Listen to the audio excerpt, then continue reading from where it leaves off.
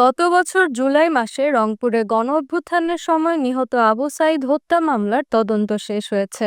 তদন্ত প্রতিবেদন জমা দিয়েছে আন্তর্জাতিক অপরাধ ট্রাইব্যুনালের তদন্ত সংস্থা।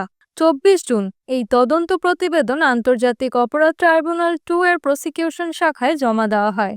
তদন্ত প্রতিবেদনে উল্লেখ করা হয়েছে, আবু সাঈদ হত্যাকাণ্ডের সঙ্গে মোট 30 জনের সম্পৃক্ততা পাওয়া গেছে। এ মামলায় বর্তমানে 4 আসামি রয়েছেন কারাগারে। কারাগারে থাকা আসামিরা হলেন বেগম রোকেয়া বিশ্ববিদ্যালয়ের সাবেক প্রক্টর ডক্টর শরীফুল ইসলাম, পুলিশের সাবেক এএসআই আমির হোসেন, কনস্টেবল সুজন চন্দ্র রায় এবং ছাত্রলীগ নেতা ইমরান চৌধুরী। 2:17 16 জুলাই তাকে কিভাবে হত্যা করা হয়েছে, সে সব বুক চিতিয়ে দাঁড়িয়েছিল, সে কাউকে আক্রমণ করেনি এবং কারা গুলি করেছে সেটাও আপনারা দেখেছেন, কোথা থেকে গুলি হয়েছে সেটাও দেখেছেন এবং যারা গুলি করেছে তারা আসামি।